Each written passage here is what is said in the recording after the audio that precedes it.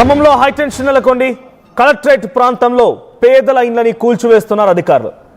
వెలుగుమట్లలోని 60 ఎకరాల భూదాన్ భూముల్లో 600 కుటుంబాలు ఖాళీ చేయించి కూల్చివేతలు చేపడుతున్నారు. వేలాది మంది పోలీసుల పహార మధ్యలో ఆపరేషన్ కొనసాగుతోంది. జేసీబీల సహాయంతో గుడిసెలను తొలగిస్తున్నారు అధికారులు. 10 ఏళ్లుగా ఇక్కడే ఉంటున్నాం, తమకు పట్టాలు ఇవ్వాలని జనం ఆందోళన బాటపట్టారు. అప్పులు తెచ్చి ఇల్లు కట్టుకున్నామని, అయితే దీన్ని కూల్చివేయడంతో బాధితులు కన్నీళ్లు పెడుతున్నారు. మీడియాకి నో పర్మిషన్. ఎక్కడ చూసినా కూడా హైటెన్షన్ వాతావరణం నెలకొంది. ఆ ఇండ్లని మొత్తానికి కూడా 600 కుటుంబాన్ని 60 ఎకరాల్లో 600 కుటుంబాలు నివాసం ఉంటున్నాయి. అప్పు చేసి మరి అక్కడ ఆ కుటుంబాలు ఇల్లు కట్టుకున్నాయి. తమకు పట్టాలు ఇవ్వాలి అనేటువంటి ఆ క్రమంలోనే ఒకసారిగా భూదాన్ భూముల్లో మొత్తం ఇదంతా ప్రభుత్వ భూమి అన్నట్టుగా అధికారులు వచ్చి ఒకేసారి మూకుమ్మడి దాడి చేసి జేసీబీల సహాయంతో ఆ నివాసాన్ని కూల్చివేస్తున్నారు. ఒకసారి ఖమ్మంలోని అక్కడ సిచ్యువేషన్ ఎలా ఉంది, ఆ విజువల్ చూద్దాం. క్షేమంగా ఒక దగ్గర పెడతారు, భద్రపరుస్తారు. అంతా కూడా వీడియో రికార్డింగ్ అవుతుంది. వీడియో రికార్డింగ్ ప్రకారం మీ సామాన్యాన్ని కూడా భద్రపరుస్తారు.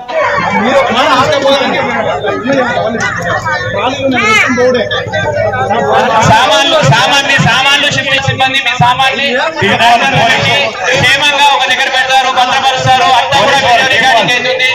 వీడియో రికార్డింగ్ ప్రకారం మీ సామాన్యాన్ని కూడా భద్రపరుస్తారు.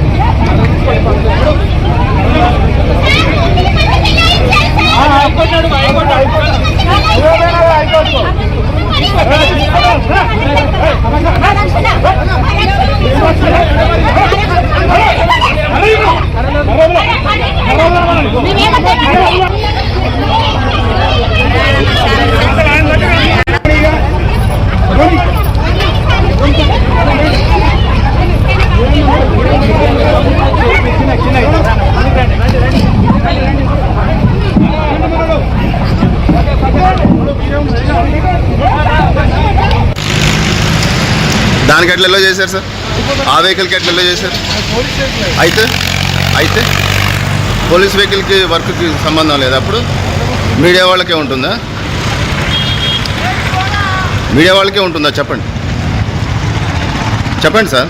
ఆ వెహికల్ ఎలా చేశారు కదా, రూల్ ఉంది కదా. ఇప్పుడు వర్క్ జరుగుతుందని పంపట్లేదు అన్నారు.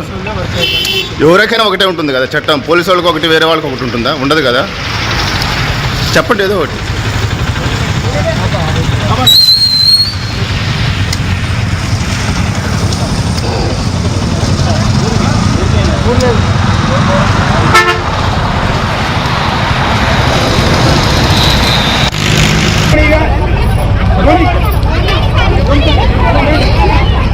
రైట్. వెలుగుమట్లలోని 60 ఎకరాల్లో భూదాన్ భూములు ఉంటే 60 ఎకరాల్లో 600 మంది కుటుంబాలు 10 సంవత్సరాల పాటుగా అక్కడ నివాసం ఉంటూ ఉన్నాయి. గుడిసెలు వేసుకున్నారు, చిన్న చిన్న గుడారాలు కట్టుకున్నారు, చిన్న చిన్న పక్కా ఇళ్లు నిర్మించుకునే ప్రయత్నం చేశారు. సో ఇప్పుడు వారందరినీ కూడా ఒకేసారి మూకుమ్మడి దాడి నేపథ్యంలో అధికారులు అక్కడి నుంచి పంపించే ప్రయత్నం చేస్తున్నారు. సో విజువల్స్ మనం చూస్తున్నాం. ఒక మహిళ జేసీబీ బకెట్ లోపల కూర్చొని చంపేస్తారా, చంపేయండి, మమ్మల్ని కూడా ఈ మట్టి కింద కప్పెట్టేసేటట్టుగా ఆగ్రహం వెళ్ళగక్తూ ఆ జేసీబీకి అడ్డుగా వెళ్తున్నారు. జేసీబీ బకెట్లో కూర్చొని నిరసన వ్యక్తం చేస్తున్నారు. పోలీసులు అక్కడి నుంచి వెళ్ళగొట్టే ప్రయత్నం చేస్తున్నారు. కానీ ఎవరిని వదిలిపెట్టలేదు పోలీసులు. అందరినీ కూడా కొన్ని వందలాది మంది పోలీసులు ఒకేసారి ఏకకాలంలో అక్కడికి వెళ్ళిపోయి ఈ ఆపరేషన్ చేపడుతున్నారు. ఇప్పుడు ఖమ్మంలోని వెలుగుమట్టలో ఉన్నటువంటి ఈ సంఘటన ఒక్కసారిగా హాట్ టాపిక్ అయింది. సో చాలా మంది కొన్ని వేల ఎకరాలు కబ్జా చేసినటువంటి భూ బకాసురులు ఉన్నారు, ప్రభుత్వంలో ఉన్నారు, ప్రతిపక్షంలో ఉన్నారు. కానీ తాము ఉండడానికి ఒక చిన్న జాగా, మహా అయితే ఒక 100 అడుగుల జాగా, ఆ 100 అడుగుల జాగని కాస్త అంత కూడా ఉన్నది, ఇంకా 10 అడుగుల జాగా చుట్టూ ఓ చిన్న గుడారాన్ని ఏర్పాటు చేసుకోవడానికి ఆ కుటుంబం కోసం ఏర్పాటు చేసుకున్న ఆ గుడారాన్ని, ఆ వస్తువుల్ని కూడా ఆ జేసీబీల సహాయంతో విసిరి బయటపడేసి ఇప్పుడు ఆ కుటుంబాన్ని మొత్తాన్ని కూడా నిరాశ్రయులుగా, ఒక రకంగా చెప్పాలంటే వారందరూ కూడా దిక్కులేని వారిగా పక్కకి నెట్టేస్తున్నారు అధికారులు. సో ఖమ్మం జిల్లాలో హైటెన్షన్ కొనసాగుతోంది. సో ఎక్కడికక్కడ ఆ హైటెన్షన్ వాతావరణం మధ్యలో భారీ పోలీస్ బందోబస్తు మధ్యలోనే, పహార మధ్యలో ఈ కూల్చివేతలు జరుగుతూ ఉన్నాయి. మా ప్రతినిధి ఉదయ్ మరిన్ని అప్డేట్స్ అందిస్తారు. ఉదయ్, సో ఎన్ని రోజులుగా వీళ్ళంతా అక్కడ నివాసం ఉంటున్నారు? సో నివాసం ఉన్న రోజులు వారు అక్కడ ఎవరు కానీ అక్కడ వెళ్ళలేదు, అక్కడ గుడారం వేసుకున్నప్పుడు ఎవరు అడగలేదు. సో అది జరిగింది. ఇప్పుడు ఉన్న పలంగా వచ్చేదంతా ప్రభుత్వ భూమి, భూదాన్ భూమి, ఇదంతా ప్రభుత్వానికి చెందుతున్న రకంగా ఇప్పటికిప్పుడు కూల్చివేయడం ఎలా చూడాలి? అక్కడ ఎంతమంది నివాసం ఉంటుందో 2 నివాసాలు ఉన్నాయి. వారంతా అంటే ఏ వృత్తులు చేసేవారు, నిరాశ్రయులుగా ఉన్నటువంటి ఇప్పుడు వారందరూ కూడా ఏం చెప్తున్నారు?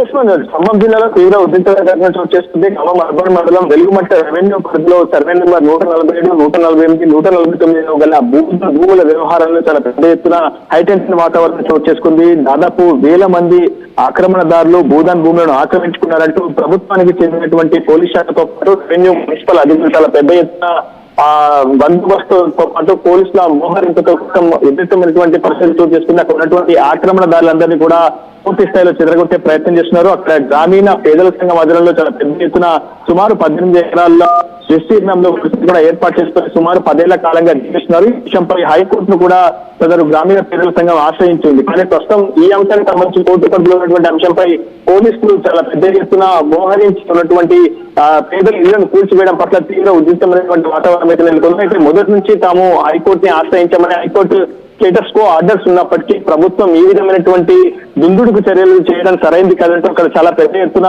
ఉన్నటువంటి గ్రామస్తులు కావచ్చు, అక్కడ నివాసాలు ఏర్పరుచుకున్నటువంటి ఆక్రమణదారులంతా కూడా ఆందోళన వ్యక్తం చేశారు. ప్రస్తుతం ఈ అంశంపై హైకోర్టులో జడ్జిమెంట్ ఇంకా రావాల్సినటువంటి సమయంలో ఈ స్థాయి ధోరణికి ఎందుకు ప్రభుత్వం పాల్పడుతున్నట్టు కూడా పెద్ద ఎత్తున వ్యక్తం చేశారు. ఈ నేపథ్యంలో సుమారు 3000కు పైగా మంది పోలీసులు అక్కడ ఘటన ప్రదేశానికి చేరుకొని అక్కడ ఉన్నటువంటి నివాసాలను కూల్చే ప్రయత్నం చేస్తున్నారు. అక్కడ ఉన్నటువంటి గుర్తులను కూడా తొలగించే ప్రయత్నం చేస్తున్నారు. దీంతో అటు ఆక్రమణదారులకు, పోలీసులకు, ప్రభుత్వ శాఖ అధికారులకు మధ్య తీవ్ర ఉద్రిక్త పరిస్థితి నెలకొని భారీగా పోలీసులు మోహరించి అక్కడ ఉన్నటువంటి గుడిసెలన్నింటినీ కూడా పూర్తిగా ధ్వంసం చేయడంతో పాటు తొలగించే ప్రయత్నం చేస్తున్నారు. ప్రస్తుతం ఈ అంశంపై అటు బీఆర్ఎస్ కూడా స్పందించింది. బీఆర్ఎస్ నేత హరీష్ రావు కూడా ప్రస్తుతం పోలీసుల ఉక్కుపాదం అటు గ్రామీణ పేదరికం సంఘంతో పాటు ఉన్నటువంటి నివాసులపై కల్పిస్తున్నారంటూ కూడా పెద్ద ఎత్తున బీఆర్ఎస్ కూడా తమ వాదనలు వినిపించే ప్రయత్నం చేస్తుంది. ఏదేమైనప్పటికీ హైటెన్షన్ వాతావరణం ఒకవైపు ఆక్రమణదారులను ఖచ్చితంగా అక్కడి నుంచి తొలగించేలా పూర్తి చర్యలు తీసుకుంటామని చెప్పి అధికారులు చెప్తున్నారు. గతంలో కూడా సుమారు 10 ఏళ్ల కాలంగా అటు గ్రామీణ పేదల సంఘం అదులు నిర్వహించి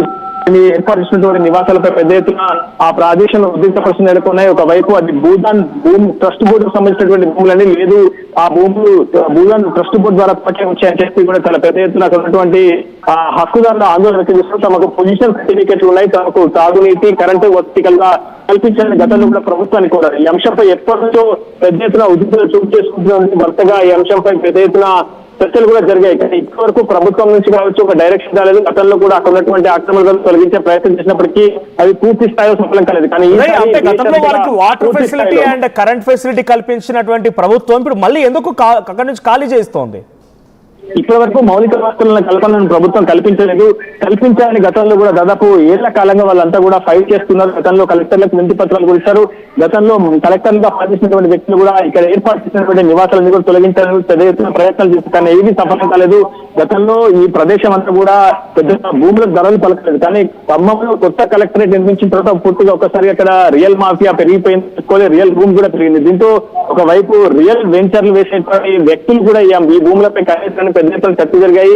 ఒకవైపు రియల్ మాఫియాకు మద్దతు పలకడంతోనే ఇక్కడ ఉన్నటువంటి గ్రామీణ పేదలను తొలగించడం ద్వారా రియల్ మాఫియాకి ఈ భూములను అప్పగించడానికే పెద్ద ఎత్తున ప్రభుత్వం కుట్ర చేస్తుందని కూడా అక్కడ ఉన్నటువంటి గ్రామీణ పేదలైతే అభిప్రాయం వ్యక్తం చేస్తున్నారు, ఆరోపిస్తున్నారు. ఏదేమైనప్పటికీ ఈ అంశంపై ఒకవైపు హైకోర్టులో చర్చ జరుగుతున్నటువంటి సమయంలో ఇలా అటు ఏకంగా ప్రభుత్వం సంబంధించినటువంటి శాఖల అధికారులు కావచ్చు, పోలీసులు పెద్ద ఎత్తున మోహరించి అక్కడ ఉన్నటువంటి నివాసాలను కూల్చివేసే ప్రయత్నం చేయడం సరైనది కాదని విపక్షాలు పెద్ద ఎత్తున ఆరోపిస్తున్నాయి. Manoj right, thank you Uday. So మొత్తంగా ఖమ్మంలో హైటెన్షన్ వాతావరణం నెలకొంది. వెలుగుమట్లలోని 60 ఎకరాల భూదాన్ భూముల్ని తిరిగి ఆక్రమించుకునేటువంటి ప్రయత్నంలో ప్రభుత్వం అధికారులు చేస్తున్నారు. 600 కుటుంబాలు మొత్తాన్ని కూడా నిరాశ్రయం చేసి అక్కడ జేసీబీల సహాయంతో వాళ్ళు ఏర్పాటు చేసుకున్న చిన్న చిన్న గుడారాలని, చిన్న చిన్న ఇళ్ళని, పక్కా ఇళ్ళని కూడా కూల్చివేసే ప్రయత్నం చేస్తున్నారు. 600 కుటుంబాలు ఇప్పుడు రోడ్డున పడ్డాయి. తమకి న్యాయం చేయాలి, మాకు ఈ పుల్ల పట్టాలు ఇవ్వాలని చెప్పి వారంతా ఆందోళన బాట పట్టడంతో ఒక్కసారిగా ఇక్కడ హైటెన్షన్ నెలకొంది. సో పెద్ద ఎత్తున అక్కడ మహిళలంతా కూడా జేసీబీలకు అడ్డుగా వెళ్తున్నారు. తాము కూల్చేటువంటి ప్రయత్నం చేస్తుంటే చంపేయండి మమ్మల్ని అంటూ కూడా అక్కడ వారంతా ఆందోళన చేపడుతున్నారు. హైటెన్షన్ వాతావరణం మధ్యలోనే అక్కడ ఉన్నటువంటి 60 ఎకరాల భూమిని తిరిగి జప్తు చేసుకునే ప్రయత్నం ప్రభుత్వం చేస్తోంది. ఒకసారి అక్కడ ఎటువంటి హైటెన్షన్ ఉంది, పోలీసులు అక్కడ ఉన్నటువంటి ఆ సామాన్య మధ్యతరగతి కుటుంబాలపైన, జీవితాలపైన ఎలా లాఠీలు జులిపిస్తున్నారో ఆ విజువల్ చూద్దాం.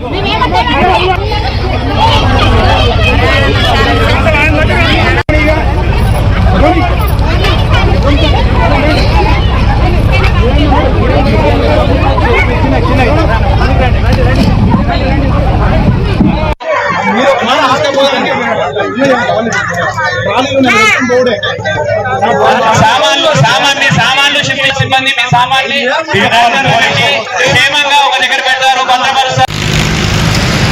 దానికి ఎట్లా ఎల్లో చేశారు సార్? ఆ వెహికల్కి ఎట్లా ఎల్లో చేశారు? అయితే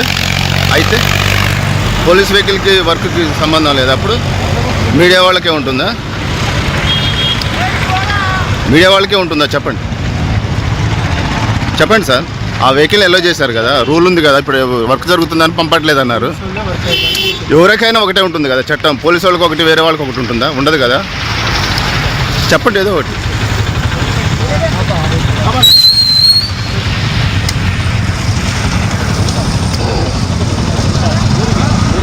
లేదు